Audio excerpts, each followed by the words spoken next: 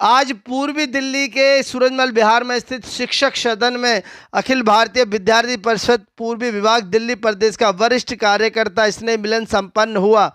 इस कार्यकर्ता स्नेह मिलन के अंदर आशीष चौहान, राष्ट्रीय संगठन मंत्री, अखिल भारतीय विद्यार्थी परिषद मुख्य रूप से वक्ता के रूप में शामिल हुए। अखिल भारतीय विद्यार्थी परिषद की 77 वर्षों की स्नेह यात्रा के अवसर पर यह वरिष्ठ कार्यकर्ता स्नेह मिलन यहाँ पर हुआ, जिसके अंदर वरिष्ठ कार्यकर्ता राजकुमार शर्मा, महेंद्र आहूजा, श्याम सुंदर अग्रवाल, विकास चौधरी, सुंदर चौधरी, आदित्य झा, त्रिलोक सिंह और पूर्वी विभाग के अखिल भारतीय विद्यार्थी परिषद के सभी पदाधिकारी इसमें शामिल हुए। अलग वरिष्ठ कार्य अधिकारियों की बैठक चल रही है और गहन चिंतन उस बैठक पर चल रहा है। और बैठक पर जब एक कोने में दूसरे पर खिड़की पर बैठकर नकुल जी का एक अपना स्टाइल हुआ करता था, तो मीडिया को वो मैसेज फ़ोन पर बातचीत कर कर ये कह रहे थे कि भाई आपको इतने बजे यहाँ पहुँचना है, एक्सक्लूसिव फुटेज।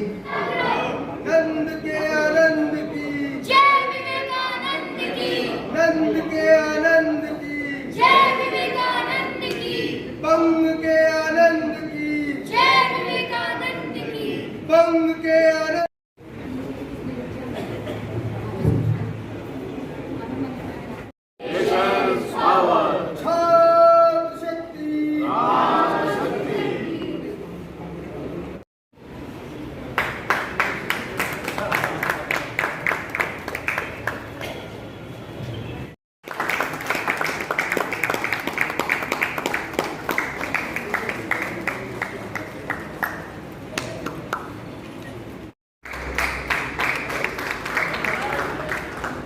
संगठन मंत्री हैं, उनका राजस्थान से हैं। राम जी प्रांत संगठन मंत्री अपने, विपुल व्याल जी प्रांत शासन। विभिन्नों में स्मरण किया जाना, बुलाया जाना और उस आसपास की बातचीत में कुछ ना कुछ उल्लेख निकलना, चाहे फिर अपने कॉलेज समय की कुछ घटनाएं, कुछ कार्यक्रम उनकी याद निकले, या फिर अधिवेशन जैसे महत्वपूर्ण कार्यक्रम, अभियान, राष्ट्रीय कोई आंदोलन है, उसके अंदर हम इकट्ठे सम्मिलित हुए हैं, तो ये सारी बातें उसमें अपने अनुभव कथनों में निकलती ही हैं। उससे पूर्व के वक्ता ने बड़ा सुंदर तरीके से बताया कि कैसे उत्तर प्रदेश के बहुत अनुभव अपने को आ रहे हैं। ठीक वैसे ही अनुभव अपने कार्यकर्ता आज दिन भी जब वो प्रवास में निकलते हैं तो उनके ध्यान में निकल रहे हैं। और ध्यान आता है कि विद्यार्थी परिषद का काम केवल कैंपस तक ही सीमित नहीं है। जब कैंपस में हम विद्यार्थी से बात करते हैं तो समाज क्षेत्र में जो घटनाएं चल रही हैं वो अपने सामने आती हैं, और फिर ये लगता है कि विद्यार्थी को, इसको तो पढ़ाई करनी चाहिए, इसको इनके बारे में क्या बोलना है। अगर ये मनस्थिति हम रखें कि समाज क्षेत्र में जो घटनाक्रम हो रहा है उसके बारे में ना बात करें, चर्चा ना करें, अपना मत ना व्यक्त करें, तो फिर आज का छात्र, आज का नागरिक ये हुआ कैसे। तो अगर हम ये कहेंगे कि आज का छात्र, आज का नागरिक है, तो यह समाज क्षेत्र की समस्याएं, विषय ये हमारे हैं और उनके बारे में बात करना ये हमारी जिम्मेदारी है। लगातार आप इन विषयों के बारे में संजीदगी से चर्चा करते हैं, वो मुद्दे विद्यार्थी परिषद की मांगों में परिलक्षित होते हैं, दिखते हैं, रिफ्लेक्ट होते हैं, और फिर उन मुद्दों के में से शिक्षा, युवा, स्वास्थ्य, खेल, ऐसे समाज के जो व्यापक विषय होते हैं उनके बारे में हम आंदोलन करते हैं। कई विषय चूंकि सामाजिक ताने बाने से जुड़े होते हैं, आंदोलन नहीं कर सकते, अभियान करना पड़ता है। उदाहरण के लिए अपने बिहार में ही जब जातिगत दंगे भड़क रहे थे तो हम कोई आंदोलन नहीं किए, हमने अभियान किया। जहानाबाद में जो घटना घटी थी वहां से पैदल चल करके कार्यकर्ता वे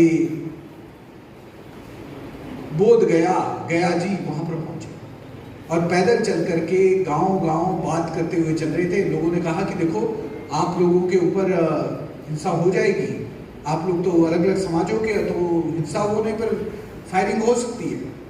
परंतु विद्यार्थी परिषद के कार्यकर्ता वो तय करके चले थे, इसलिए अपना पत्रक, अपनी बात, गांव में रुकना, बात करना, संवाद करना। तो समाज के विषयों के जब ताने बाने से जुड़ा हुआ विषय है तो संवाद करना पड़ता है, संपर्क करना पड़ता है, अभियान करने पड़ते हैं। ठीक वैसा ही अभियान जब पूरे के पूरे पंजाब के अंदर स्थिति उस समय मिलिटेंसी की और उस समय एक पंजाब अस्त व्यस्त था, ऐसे समय में हरमंदिर साहिब से दिल्ली शीशगंज गुरुद्वारा पैदल चलकर की यात्रा की। तो ऐसे जन जागरण के काम विद्यार्थी परिषद ने अपने इतिहास में किए हैं। तो इसलिए समाज के अंदर के विषय जैसा मंच पर से उल्लेख हुए वो आज भी विद्यार्थी परिषद के जैसे कार्यकर्ताओं ने उठाने होते हैं। अब प्रश्न आता है कि हम तो दिल्ली वाले हैं, दिल्ली में छात्र संघ चुनावों की परिस्थिति, तो कैंपस के विषय भी उठते हैं और कैंपस के विषय सामान्यतः विद्यार्थी परिषद के पाठ्यक्रम से रिलेटेड, प्रवेश परीक्षा और परिणाम इनसे रिलेटेड रहते हैं। परंतु अब सुगमता से जुड़े हुए भी हैं कि कैंपस तक आसानी से आप पहुंच जाए, तो यू स्पेशल बसेस यानी यूनिवर्सिटी स्पेशल बसेस और मेट्रो पास, ये सारे विषय भी आएंगे। विद्यार्थी उसको रहने का सुगमता से पहुंच पाए।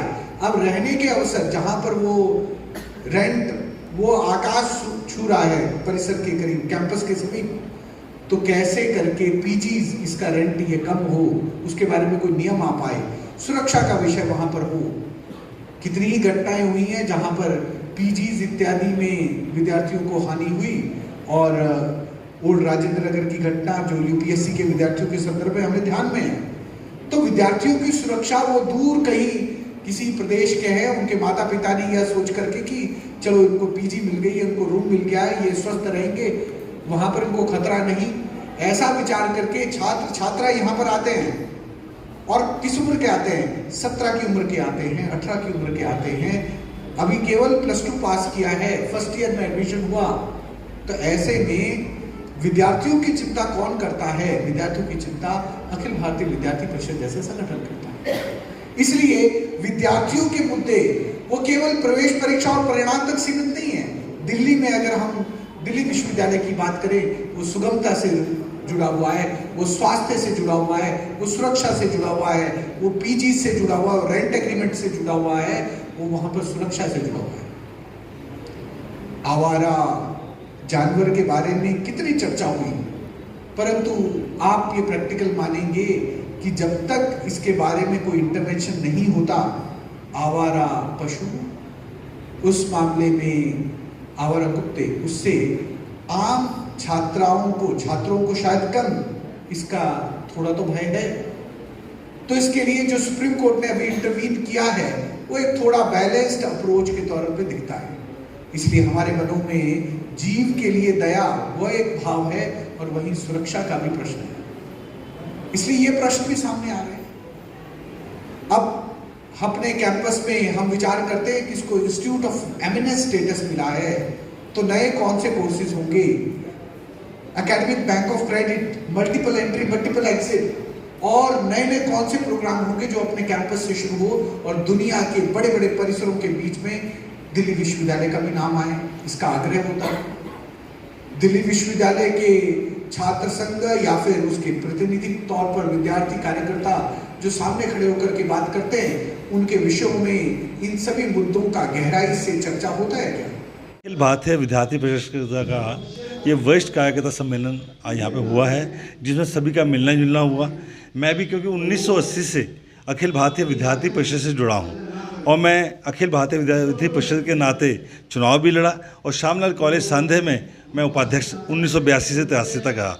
आगामी दिल्ली विश्वविद्यालय छात्र संघ चुनाव को लेके, जो कि 18 सितंबर को होने वाला है, अब अभी दिल्ली का प्रचार अभियान हैंडमेड पोस्टर्स के माध्यम से, सूखे पत्तों के माध्यम से, जैसा कि डिफेसमेंट की गाइडलाइंस यूनिवर्सिटी के द्वारा जारी करी गई है कि इस बार 100% बैन ऑन प्रिंटिंग मटेरियल है, तो ज़्यादा से ज़्यादा सोशल मीडिया का प्रयोग करके ज़्यादा से ज़्यादा अपने कार्यक्रमों को अपने कार्यकर्ताओं के माध्यम से छात्रों के बीच में ले जाकर अखिल भारतीय विद्यार्थी परिषद इस वर्ष दिल्ली विश्वविद्यालय छात्र संघ की चुनाव की तैयारी कर रही है।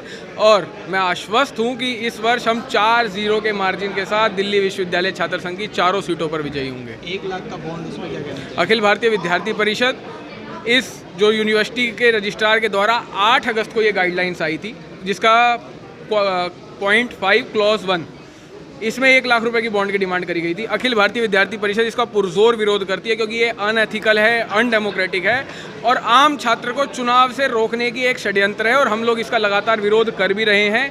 कल भी पूरी दिल्ली में 1 डे ऑल कॉलेज प्रोटेस्ट के माध्यम से एबीवीपी ने इस 1 लाख रुपए के बॉन्ड का पॉइंट का विरोध किया है। अच्छा, दिल्ली में एसएससी में गड़बड़ी को लेकर छात्र प्रदर्शन कर रहे हैं, आज लाठीचार्ज हुआ है, क्या एबीवीपी उनके समर्थन में आएगा? अखिल भारतीय विद्यार्थी परिषद का मत स्पष्ट है कि एसएससी के अंदर जो भी त्रुटियां हैं उनकी एक टाइम बाउंड कमेटी के माध्यम से जांच होनी चाहिए और लाठीचार्ज एक बहुत ही दुर्भाग्यपूर्ण है और हम उन सभी एसएससी के अभ्यर्थियों के लिए न्याय की मांग करते हैं। विद्यार्थी परिषद वर्ष भर में अपने कार्यकर्ताओं से मिलना, संवाद करना, इसके कार्यक्रम आयोजित करती है। मैं देश भर में पुराने कार्यकर्ताओं को किसी भी कार्यक्रम की योजना के अनुसार मिलता ही हूँ।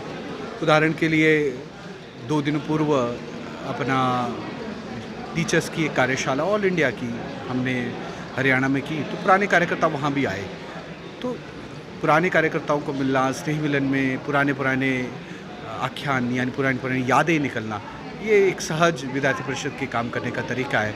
365 दिन स्टूडेंट्स के बीच में, एकेडमिक कम्युनिटी के बीच में रहने का ये विद्यार्थी परिषद की प्रकृति है।